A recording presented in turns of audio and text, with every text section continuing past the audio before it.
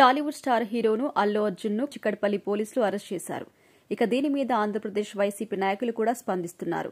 ఆయన్ను అరెస్ట్ చేయడం అన్యాయమంటూ వాళ్లు మాట్లాడుతూనే అల్లు అర్జున్ తరపున న్యాయవాదులుగా వ్యవహరించడానికి జగన్మోహన్ రెడ్డి ఆస్థాన న్యాయవాదులు అయిన నిరంజన్ రెడ్డి, అశోక్ రెడ్డిలను రంగంలోకి దింపారు. బిజీగా గడుపుతున్న లైఫ్ లో చిన్న బ్రేక్ తీసుకుని ఫ్యామిలీ మరియు ఫ్రెండ్స్ తో ఎంజాయ్ చేయాలి అనుకుంటున్నారా? అయితే వెంటనే ఆర్మీ వెకేషన్స్ ప్రైవేట్ లిమిటెడ్ ని సంప్రదించండి. వీరి దగ్గర సరికొత్త ఆఫర్స్ మరియు స్పెషల్ ప్యాకేజెస్ ఉన్నాయి. మరిన్ని డీటెయిల్స్ కోసం సంప్రదించండి 7997979960 అలాగే 61. అయితే అల్లు అర్జున్ ఎలక్షన్ సమయంలో నంద్యాల ఎమ్మెల్యే క్యాండిడేట్ అయిన శిల్పారెడ్డి తరపున ప్రచారం చేశారు. కాబట్టి వైసీపీ పార్టీ అప్పటి నుంచి అల్లు అర్జున్ను వాళ్ల మనిషిగా భావిస్తూ ఆయనకి ఏ చిన్న ఇబ్బంది జరిగినా కూడా అతనికి ఫేవర్ గా మాట్లాడుతున్నారు.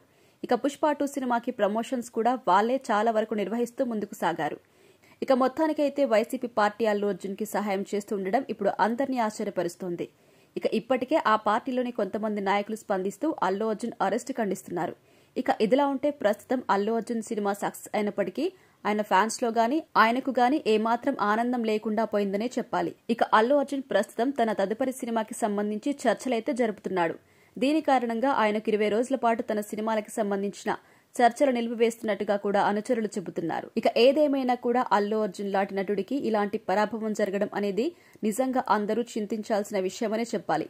చూడాలి మరి ముందు ముందు ఏం జరుగుతుంది అనేది.